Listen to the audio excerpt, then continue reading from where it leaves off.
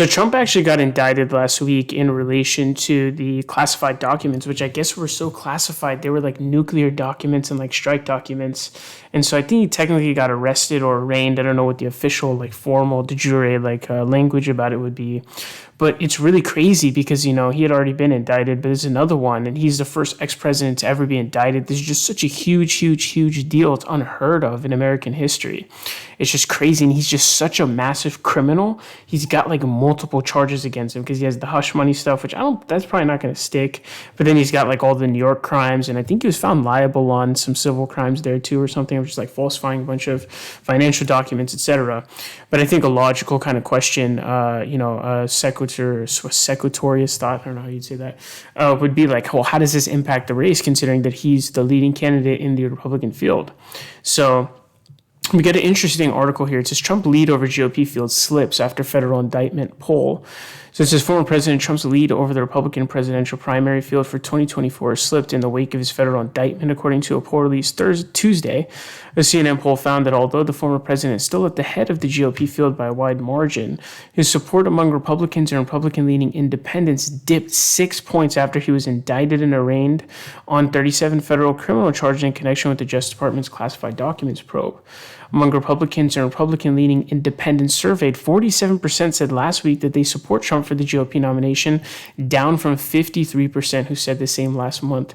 And so low-key, he had actually enjoyed a boost, I think, from the last indictment. It seemed to like drum up a lot of support. This one doesn't seem to be the same way. It seemed like the last one, for some reason, was more of like Trump was trying to convert that into a hype train. I think he was even selling like t-shirts with his mugshot on it. And then all the news started to cover him. And like, the more the news covers Trump, the more legitimacy he gets and the more support he gets. So I think he was happy because I think that everyone was covering it. And then it kind of creates like this fake victim complex for the Republicans. Oh, the liberals are going after him and all this, blah, blah, blah, whatever. It's almost like this self-fulfilling prophecy, right? And so I think that one was good for him, but this one seems to be worse. And that was good for him with Republicans, but this one seems to be worse for him with Republicans and the general populace. But there's no doubt that this is way, way bad for him for the general populace.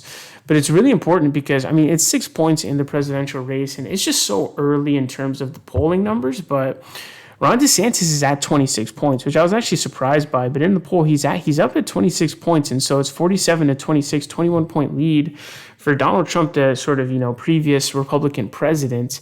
He was very, very close to winning last time around. He barely lost, actually. He barely lost the election, like some really tiny margins in like 4 or 5 states, the Rust Belt states in Arizona, and I'm blanking on what the other one was.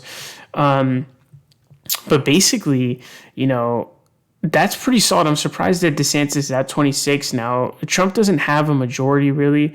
Well, he did in the poll now after all this. But in 2016, he didn't have a majority. He just had a plurality. And so he was able to parlay sort of this specific space. And so when you have a brokered race of 16, 17 people, the way to win is to share the least space with anybody else. You want to occupy as much of a specific space as you possibly can. You don't want to share your corner with anybody else.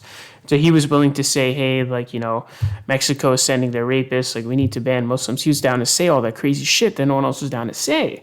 And so he was able to win based off that because he never had a majority. He just had 30% or whatever, but everyone else had 15, 10, 12, blah, blah, blah.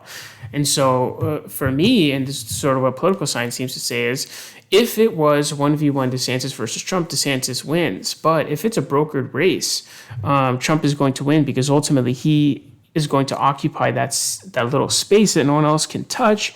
He has those supporters that will never leave it. He even said, he could kill someone on 5th Street and no one, his supporters wouldn't care or whatever. But this is important, man, because what it also goes on to say here, and Pence is at 9, which is pretty interesting too. But it says Republican-aligned voters' favorable opinions of Trump also dropped since last month, down from 77% in May to 67% this month. That's no joke, dude. That's no joke. But the thing is these are Republican-leaning independents as well. And so the independents and those kinds of people, like a 10% favorable drop is a huge deal, amongst Republican-aligned voters and Republican-leaning independents going down 6%. These are things, this indictment, you know what I mean? You could maybe try to say that, this kind of thing, it doesn't seem to help him with Republicans. This one, the previous one, I think did help him with Republicans. He got like this big boost. It seemed like, especially in just like momentum and stuff. This one doesn't seem to be the same. I think it seems more serious, maybe because it's kind of like the double kind of like Oreo cookie type of thing where it's like two or, second one, or if it's like considered more serious, it's more clear that he really did commit this crime.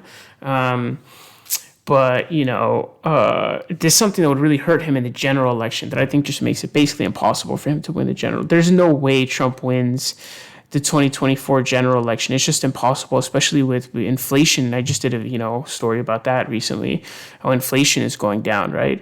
So inflation, it already seemed to kind of be mute on Biden, but he's the incumbent president, and generally there's this sense of peace and prosperity in society.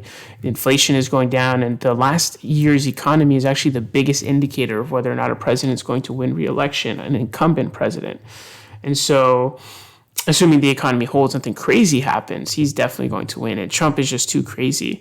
I think DeSantis is actually a stronger general election opponent against him. But at that point, you're kind of playing with fire because you have like this guy who attempted to overthrow the government and is a massive criminal who's literally being charged on multiple fucking charges. Bro's got like 3 different cases on him. So it's just like, it's that kind of thing going on. And so I think his chances to win are slim to none, I would say. But he's definitely going to win the Republican primary. However, if the elites in the party were able to come around Ron DeSantis, Trump would lose. Certainly, I guarantee you he would lose. He would not win. DeSantis would win because he could appeal to a majority of the party. But the problem is the party is too fractured and the elites don't have the control over that because there's just been this like huge sort of decaying of sort of friendliness that dates back to the Tea Party days, right? They're forcing John Boehner to resign. So super interesting to kind of see how this goes. I think Trump's numbers are actually going to cool off in the primary, but we'll see how it goes. Like the numbers are going to fluctuate, and it's just so early, like we don't really know. But I am pretty impressed by 26% for DeSantis. I mean, he's only down 21 points, which is like, that's actually like pretty solid. I'm surprised.